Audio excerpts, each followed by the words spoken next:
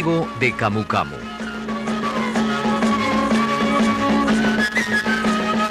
El camu camu es un frutal nativo de la Amazonía, cuyos frutos son agradables en refrescos, néctares y vinos. Su pulpa es una considerable fuente de ácido ascórbico, siendo por lo tanto un frutal importante para la industria farmacéutica y agroindustria. La Amazonía peruana tiene agrosistemas favorables para el cultivo de camu camu.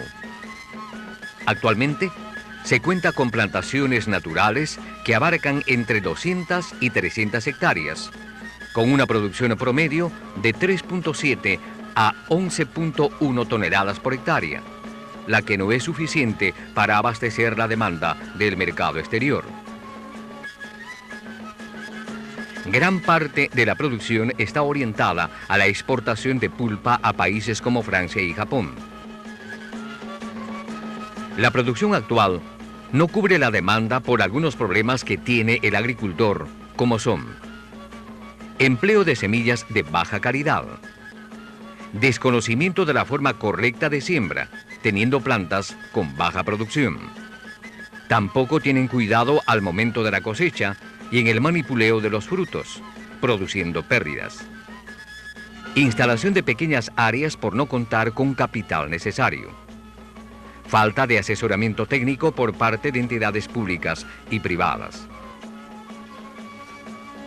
El Instituto Nacional de Investigación Agraria, INIA, a través del Programa Nacional de Investigación en Agroforestería y Cultivos Tropicales de la Estación Experimental Pucallpa, pone a disposición de los agricultores esta tecnología del cultivo de camu camu. El camu camu se propaga por semilla botánica y por injerto. Se recomienda adquirir la semilla en el INIA o en instituciones autorizadas. Las semillas son delicadas y deben ser manejadas por especialistas. Una vez extraída la pulpa, deben almacigarse inmediatamente.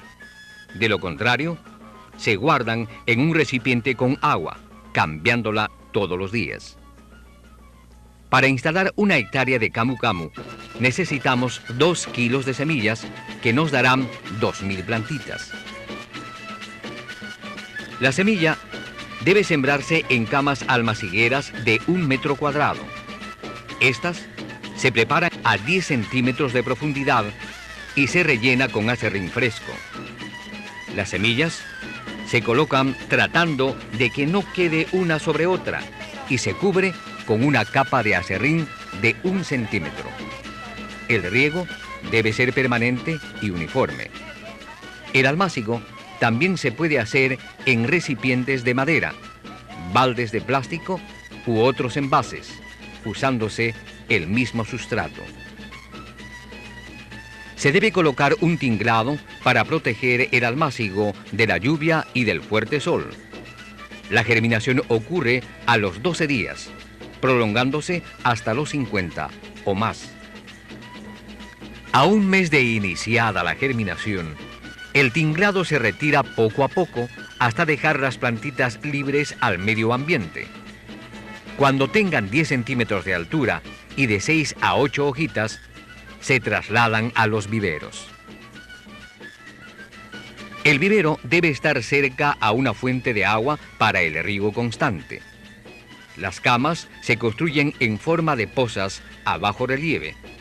Esto permite retener el agua de lluvia o de riego para favorecer el crecimiento de las plántulas. Las camas injerteras miden 1,20 metros de ancho por 10 metros de largo y 30 centímetros de profundidad. La tierra del fondo se remueve a 10 centímetros de profundidad, dejándose bien mullida. El repique se hace a 10 centímetros entre plantitas y 15 centímetros entre hileras durante el periodo lluvioso, pero es posible hacerlo en época seca si se dispone de un eficiente sistema de riego. Debe colocarse un tinglado para darle sombra a las plantitas durante los primeros días después del repique. Cuando se han adaptado, se rarea poco a poco y se quita totalmente cuando las plantitas tienen hojas coriáceas de color verde oscuro. Las camas deben regarse diariamente y aplicar abono foliar cada 15 días. A los 2 meses del repique y cada 30 días se aplica urea a chorro continuo. Las camas deben permanecer húmedas a fin de que las raíces puedan absorber el fertilizante. A los 4 o 6 meses del repique, las plantas alcanzarán entre 50 y 60 centímetros de altura. El tallo tendrá de 7 a 8 milímetros de diámetro y estarán listas para ser injertadas. El mejor método de injerto, donde se obtiene más del 90% de prendimiento, es el tipo astilla. Las yemas que se utilicen deben ser de ecotipos selectos para obtener una precoz, homogénea y alta producción de frutos por planta. A los 7 meses de injertadas las plantas, deben tener de 60 a 80 centímetros de altura, de 4 a 6 ramas y 90% de hojas coriáceas, condiciones óptimas para hacer el trasplante a campo definitivo. Los terrenos apropiados para el trasplante son las restingas medias a altas, aquellos en los que la inundación solo alcanza a cubrir de 30 a 50% de la planta. Los suelos deben prepararse cuando el nivel del agua baja totalmente en los meses de abril a julio.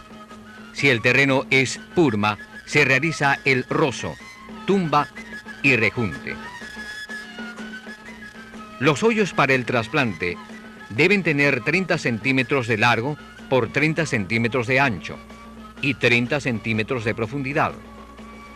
Los plantones deben trasplantarse con pan de tierra para que tengan un buen prendimiento, facilitar su fijación y evitar el arrastre de la corriente de agua en la época de las crecientes.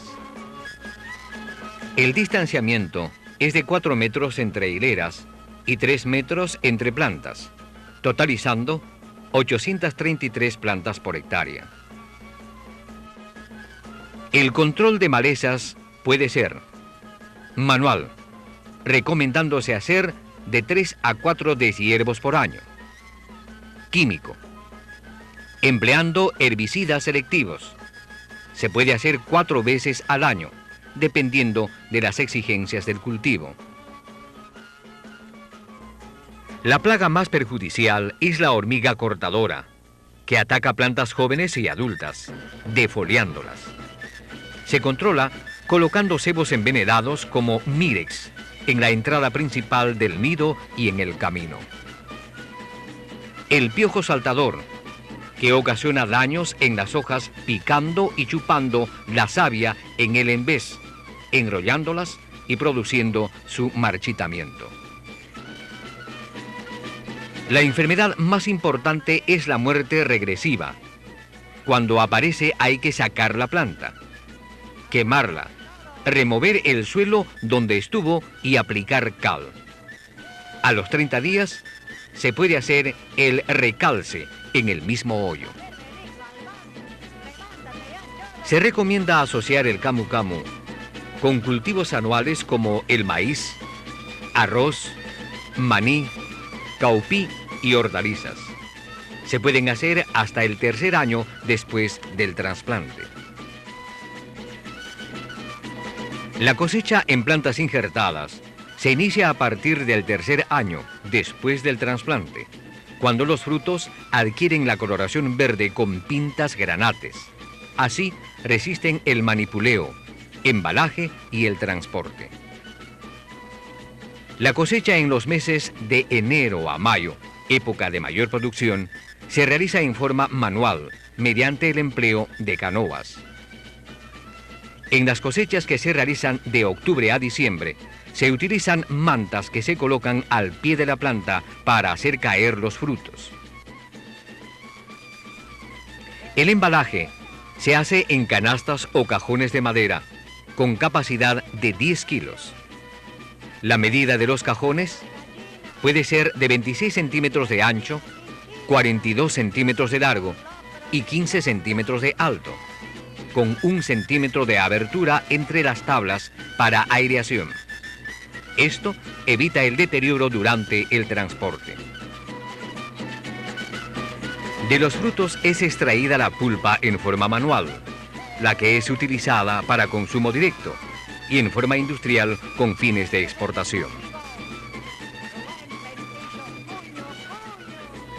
El camu camu es un fruto que tiene gran demanda en el mercado internacional y por lo tanto genera buenos ingresos.